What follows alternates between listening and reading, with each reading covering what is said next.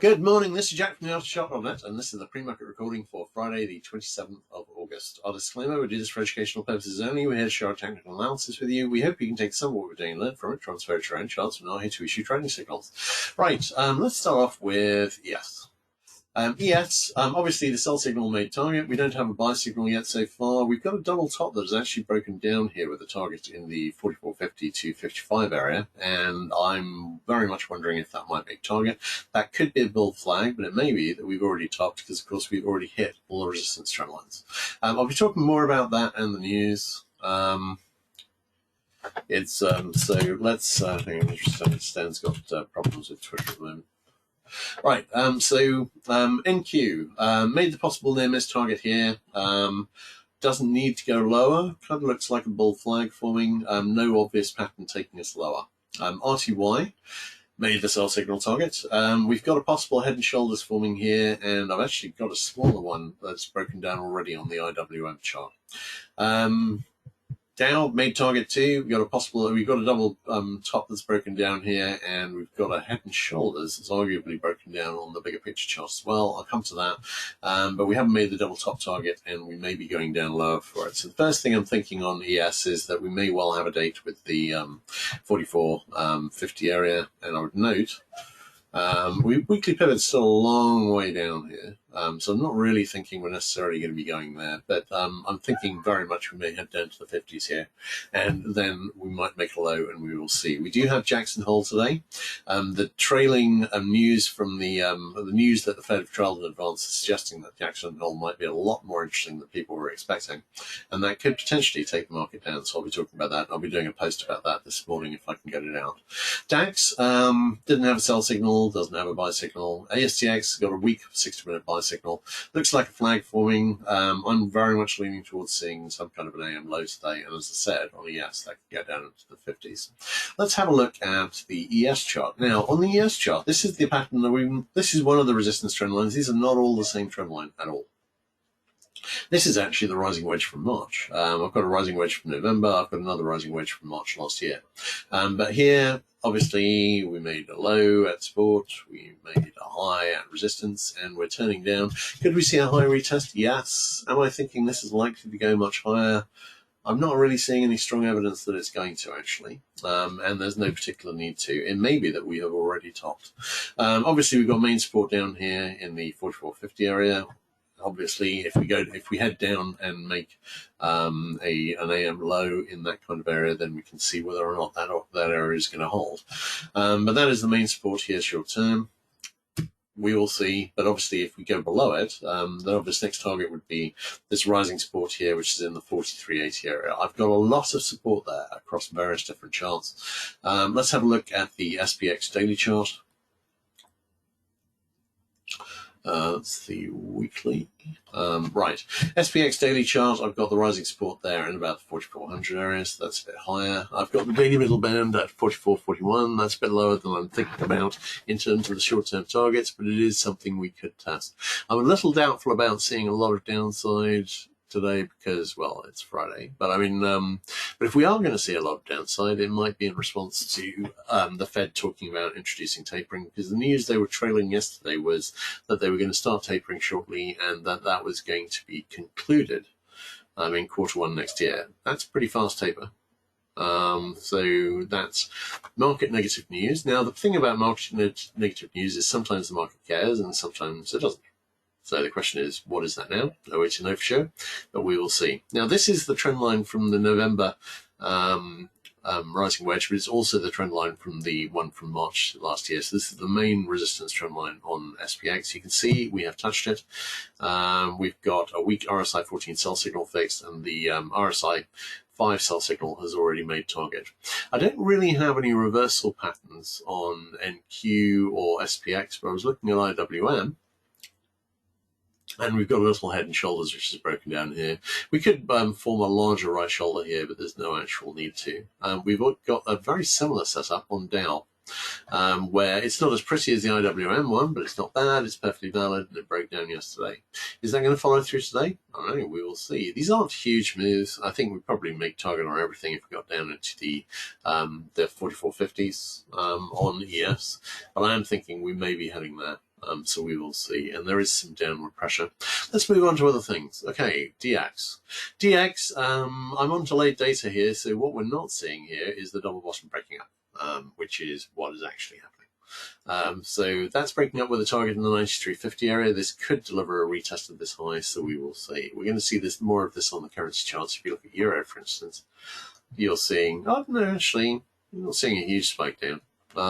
But I think we may well be seeing that double bottom breaking up. If we are going to see a fail here, I would expect that to see and see that in the weekly pivot area, 93.24. So we will see whether we get that. ZB. ZB 6-minute buy signal has fixed and kind of trickled up kind of to target. We've got an IHS there too. Well, we've got a bottoming pattern there too, and it's an IHS. That's broken up with a target in about the 165 area, but at the moment, this is starting to look like rejection down to the existing double top target, which would be in about the 162.28 area. We'll see. The 60-minute buy signal has reached the possible near miss target, and this really is probably best interpreted as a flag so far.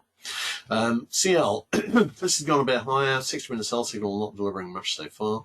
We are reaching a potential inverted head and shoulder neckline in about 69.5 area. I'll be watching that with interest. We will see how it goes. But this has been pretty strong. I've got rising support trend line up here at about the 68.2 area. NG, I was saying yesterday morning that we had a nice setup to go back and retest this high, and boy, oh boy, did we do that. I was then mentioning after we got there in the intraday video that we had an inflection point here, because this could be the second high of a double top, and it could reverse back down here for a larger retracement, and there was some reason to think that might happen. At the moment, it's not doing that. We're still on a possible 60-minute sell signal brewing, but we've certainly killed off the idea that this is a double top with some force, and it may well be we'll just see a flag strip consolidation here and then go higher. I'm leaning higher on this inflection point. I do not have any remaining targets on the upside though, so I would note this was nice IHS, but obviously that made target in like 3 hours or something. GC, this is dropping a little with dollar going up. This could drop considerably further if the dollar is going to head up and actually make that head and shoulder target. This is inverted head and shoulder. We could be heading back to this possible head and shoulder neckline in the 1775 area on gold. SI, 60-minute buy signal obviously has made target. SI could go a bit lower, obviously. This kind of looks like a triangle forming, which would be likely a bearish triangle, so I'm a little concerned about that on the bigger picture. HG is testing declining resistance, hasn't broken it yet, but obviously we haven't failed this IHS. If it does see a breaking conversion of this level, the IHS target is in the 455 area with possible resistance on the way in the monthly pivot at 4.4255. USD may be heading down as the dollar breaks up. GBP USD again is going to have an impact. USD JPY, I would note we've already got a 60-minute sell signal fixed, but it's not really delivering much at the moment. It hasn't made the target, but obviously we're making a high above where it got to before that signal fixed. USD CAD. No current divergence, but we're pretty close to getting some negative divergence on the 60-minute. Australian dollar. Now, this is an interesting one because this is an IHS which has broken up and failed. Could the larger pattern be forming here? We've already made the 60-minute sell signal target, but if this delivers in the way that this would usually deliver, I'd actually be looking for a retest of this low, and this is supportive of a move up on DX. So watching that with interest. I wouldn't say it's definitive or means that DX is definitely going to go up. It's certainly a significant strike in favor of DX going up. NZ, possible head and shoulders here. Obviously, that would lean bullish on the dollar as well. KC still looks like a flag forming. SB still hasn't made the head and shoulder target. Still thinking about it. CC. Leaning towards seeing a retest of the high. We're converting the weekly pivot slowly. Obviously, that's only the weekly pivot for today now. So, I'm leaning towards seeing the high retest. ZW. ZW trying to form a double bottom and break up, kind of slowed down the last couple of days. Corn trying to form an inverted head and shoulders and break up. Don't want to see that run for another day because then the right shoulder will look too large. Soy. trying to form an inverted head and shoulders here too. Again, same comment. Don't want to see that continue for another day because then the IHS would be right shoulder would be too large. I think we're switching over to save charts now. So let's have a look at CT.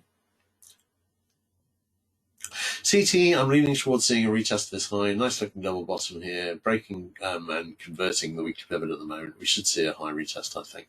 It's the obvious next target. On lumber.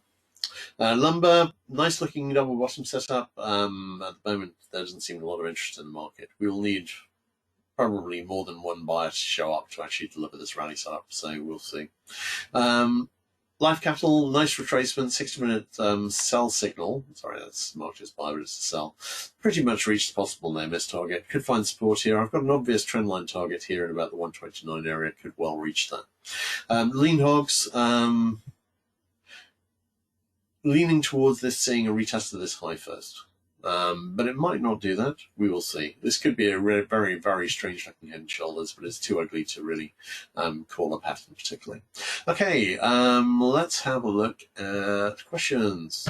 Okay, let's, just in terms of where we are now, we've got a fair amount of stat-wise. Yes, it is, but I think that's because of Jackson Hole. And Jackson Hole is normally pretty dovish. However, if the Fed followed through on the news they were giving us yesterday morning, they're about to give us the official news that they're going to be tapering, and they're expecting the tapering to be finished in 7 months. That's bearish. I mean, to be honest, it's not the only bearish thing that's happening. I mean, in Britain, obviously, we had an extra 2 months lockdown because of the Delta variant, but we're pretty much through that. But then we were one of the first countries really to have the Delta variant. Lots of areas around the country, around the world, are starting lockdowns again because of the Delta variant. There's quite a lot of it in the States. I'm reading stuff about it interrupting supply chains. Now, I'm not thinking we're going to see anything like the beginning of last year. But what I am thinking is there's enough bad news here potentially to deliver my scenario to get the back test of 3,800, which, as I said, actually could be a very, very bullish development. If we back test that and hold it, then that could give us a target in the 6,500 area on ES, which is very, very high. But I mean, but I think, do we have news here that potentially could trigger that decline? Yeah, we do. And we've got a really nice setup for that decline. Don't know if it's going to deliver, but it looks pretty good. So I'm going to be writing a post talking about that this morning. But if the Fed follows through on the news from yesterday morning, then we're not going to get good news today. Is that going to impact the market? Well, it's Friday. We've got very bullish stats, but I think the bullish stats are mainly down to Jackson Hole. And Jackson Hole doesn't look as though it's going to be a market positive today on the news that the Fed have been trailing. So I'm not sure how much I'd read into that. Okay, any more questions, guys? No, in that case, that's a wrap. I would really like to see an AM low this morning. If we get down into the 50s, chances are that's a buy. Having said that, we've got Fed speakers on and off all day. I think Powell's due to be speaking fairly soon, I think, or he's speaking already. And honestly, it doesn't appear to be that likely that we're going to be getting good news out of them today. It could be that if we get down to the 50s, that we don't stop there. So we will see how that goes. But I'm keeping an open mind for the Fed. So we will see what they come out with today. I'm going to be doing a post today talking about this being a pretty nice setup to deliver at least a nice little retracement and potentially considerably more than that. But I mean, it's just potentially. This has been an immensely bullish market, and it has been pretty resistant to any bad news for quite a long time. All right. Anyway, cheers, guys. You have a great weekend too. I'll be running a couple of charts. HG is one of them this weekend, and everyone have a great weekend. And if I see anything today, I'll call it. And if we get down into the 4450s, I will be looking for a low.